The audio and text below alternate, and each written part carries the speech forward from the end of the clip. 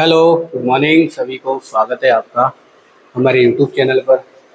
जैसा कि मैंने एक वीडियो डाला था पहले, फर्स्ट ग्रेड का एग्ज़ाम कल हुआ है और उससे एक दिन पहले एक वीडियो डाला गया था कि पेपर का स्टैंडर्ड लेवल क्या रहेगा। तो मैंने आपको बताया था कि लगभग बालक 40 से 45 क्वेश्चन के आसपास ही एवरेज कर पाएंगे उसमें। और पेपर जब कल हुआ तो उसमें भी यही देखा गया, क्योंकि प्रश्न का लेवल, अगर पेपर का लेवल देखें तो बहुत ही अच्छा लेवल आरपीएससी के द्वारा दिया गया। पिछले वर्षों की अपेक्षा अगर हम देखें, पहले का जो ट्रेंड चल रहा था उसमें फेरबदल किया गया। अभी हाल ही में देखिए आरएस मेंस की एग्ज़ाम हुई है। पिछली बार भी आरएस मेंस का जो एग्ज़ाम था उसमें उनसे पहले वाला जो ट्रेंड था वो चेंज किया गया था।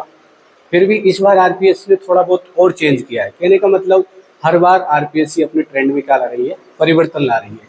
तो क्यों, किस तरीके से हम, ये जो आरपीएससी का ट्रेंड चेंज हो रहा है उस तरीके से हम किस प्रकार से अध्ययन करें, क्या रणनीति हो हमारी, ठीक है, और क्या हमको पढ़ना चाहिए, क्या नहीं पढ़ना चाहिए, ये सारी चीज़ मैं आपको आज बताऊंगा। इसलिए आपको लास्ट तक बने रहना है और आपको अगर अच्छा लगे तो चैनल को सब्सक्राइब करना है और अपने मित्रों में शेयर करना है।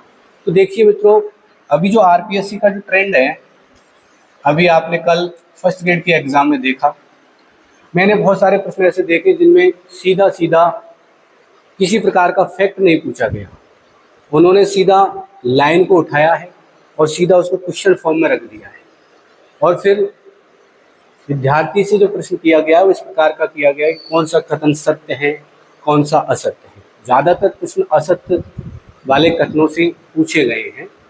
तो कहीं न कहीं विद्यार्थी इस प्रकार की मानसिकता लेकर के नहीं चलता है। उसका जो पेपर करने का जो नज़रिया है, ठीक है, जो मानसिकता है, उसकी जो मानसिक कैपेसिटी अगर देखें तो उस प्रकार की ट्रेंड में नहीं रहती है।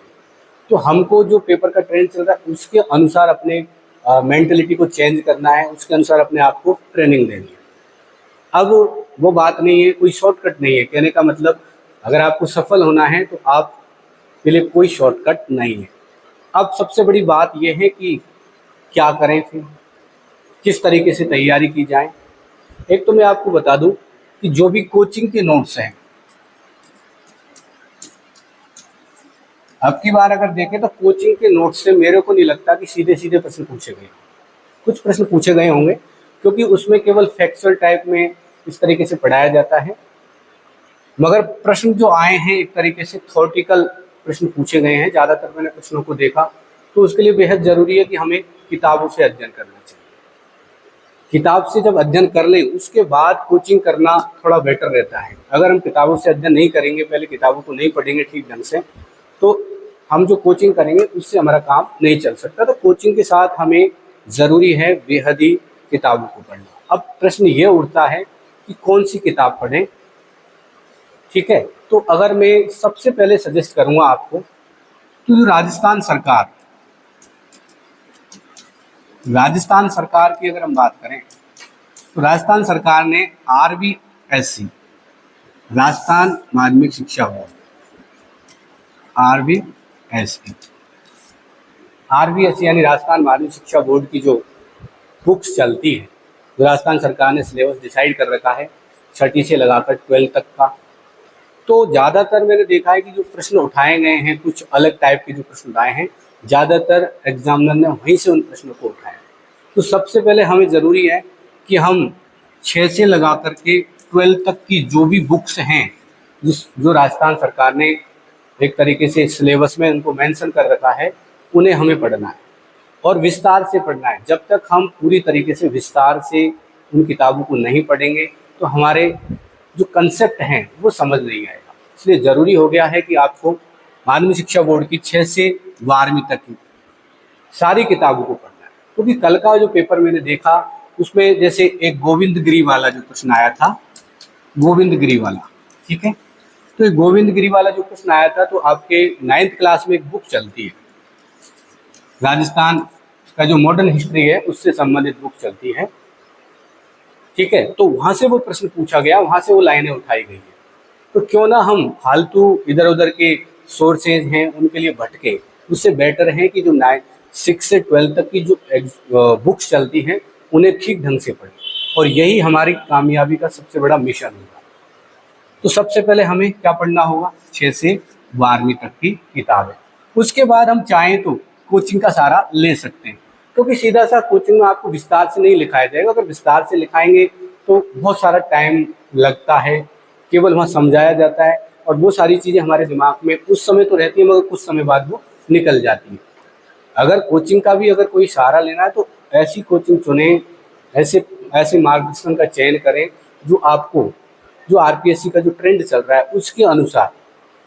और मैं एक बात और बता दूं आपको, जैसे आरपीएससी ने इस बार जो पेपर दिया है, अब सारे लोग उसकी नकल करेंगे, उस हिसाब से पढ़ाने का प्रयास करेंगे, मगर आरपीएससी हर बार चोर के पेपर बनाती है। हो सकता है कि वो अगली बार कुछ अलग ट्रेंड दे दे, इसलिए हमें कोई एक तरीके से तैयारी नहीं करनी, हमें पूरी तरीके से ट्रेंड होना है, जीरो से लेकर के चलना है, सब कुछ आना चाहिए। ऐसा नहीं है कि बहुत लेवल के प्रश्न पूछे तो उसी तरीके से पढ़ाई करें, ऐसा नहीं है। कई बार ऐसा होता है कि आरपीएससी बहुत सिंपल पेपर बना देती है और बालक क्या है, उस स्टैंडर्ड वाली तैयारी करने के बावजूद वो सिंपल पेपर में भी कुछ गलतियां कर देता है, जिससे कि वो कंपटीशन से बाहर हो जाता है। ऐसा एक बार हुआ था जब हमने 2016 की जो भर्ती थी, 2015 की लेक्चर की भर्ती, जिसमें मैंने खुद ने पेपर दिया पॉलिटिकल साइंस से, तो वहाँ ज़्यादातर जो बालक थे उन्होंने बहुत एक पॉलिटिकल साइंस का पहले का जो ट्रेंड चलता था उस आधार पर बहुत बेहद ही मतलब डीपली तैयारी की, ठीक है। और उस डीपली तैयारी का नतीजा ये हुआ कि आरपीएससी ने क्या किया, उसका उल्टा कर दिया, पेपर को इतना इजी बना दिया, इतना बिल्कुल नॉर्मल बना दिया, सामान्य सा पेपर बना दिया कि मैं आपको बताऊं कि जो भी बालक एग्ज़ाम के अंदर मतलब एग्ज़ाम में जिसने भाग लिया, कोई प्रत्येक बालक खुश था उस पेपर से। किसी बालक ने ये नहीं कहा कि मेरा सिलेक्शन नहीं होगा, मगर ऐसा तो कभी नहीं होता कि सारे बालक का सिलेक्शन हो जाए। जितनी वैकेंट पोस्ट होंगी उतनी भरी जाएंगी, ठीक है। तो वहाँ जब मैंने देखा कि जो सामान्य सी जिन्होंने तैयारी की उन बालकों का उसमें चयन हुआ, जिन्होंने बहुत ज़्यादा डीपली तैयारी की वो उससे बाहर हो गए। उसके पीछे क्या हुआ, क्योंकि उनकी मानसिकता उस प्रकार की हो गई कि पेपर उस तरीके का पूछा जाएगा। इसलिए हम छोटी बातों को क्यों ध्यान रखें, थोड़ा सा डीपली चले जाएं, डीपली चीज़ों को ध्यान रखें। उस चक्कर में बालकों ने क्या किया, जो छोटी छोटी बातें हैं उनको छोड़ दिया।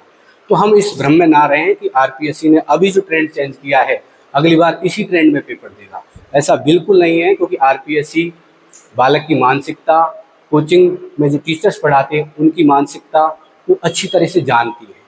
वो अब ये जानती है कि इस बार हमने जो ट्रेंड दिया है सारे कोचिंग वाले उसकी नकल करेंगे, सारे विद्यार्थी उसी को फॉलो करेंगे। इसलिए अब कंपटीशन ज़्यादा है तो आरपीएससी को एक लेवल का पेपर बनाना पड़ेगा, क्योंकि बालकों की छटनी करनी है, उन्हें बाहर कैसे निकालना है। इसलिए हमें ध्यान रखना है कि हमें जीरो से चलना है और छोटी से छोटी चीज़ों को जानना है।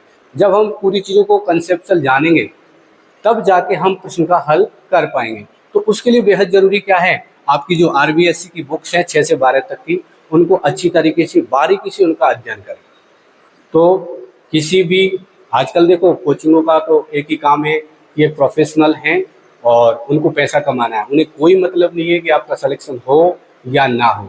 जितने विद्यार्थियों का बड़ी बड़ी कोचिंगों में सिलेक्शन होता है वहाँ पर शिक्षक का केवल योगदान अगर देखें तो 10% का है, 90% योगदान खुद बालक का होता है, उसकी एफिशिएंसी का होता है, उसके मेहनत और लगन का होता है। इसलिए आप कभी भी जो भ्रामक एडवर्टाइजमेंट फैलाते हैं कोचिंग वाले उनके चक्कर में ना आए, आप खुद से डिसीजन ले। आप एक विवेकशील प्राणी हैं, आपका दिमाग है, आपके पास भगवान ने, ईश्वर ने आपको दिमाग दिया है, उसका इस्तेमाल करें।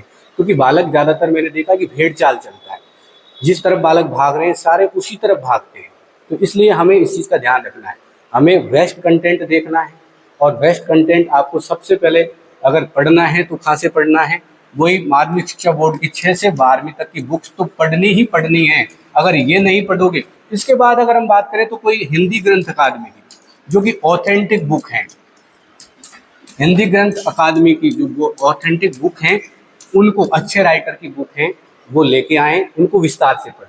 क्योंकि अगर आप गाइड पढ़ोगे तो गाइड को अगर किसी प्रकार की पेपर में कुछ त्रुटियां रहती है तो उस त्रुटि के लिए आप कोर्ट में नहीं जा सकते, क्योंकि गाइड को मान्य ही नहीं करेगा कोर्ट। इसलिए आपको अगर आपत्ति लगानी है तो हम किससे लगा पाएंगे, हिंदी ग्रंथ अकादमी की बुक से लगा पाएंगे।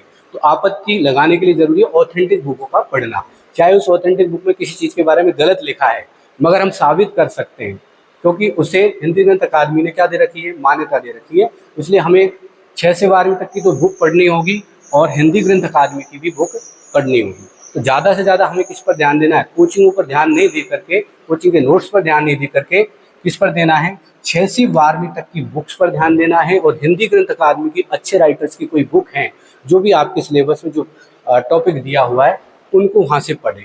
ठीक है मित्रों, तो आपको अगर मेरी बात थोड़ा बहुत भी अच्छा लगा हो तो आप इस चैनल को सब्सक्राइब कर लें।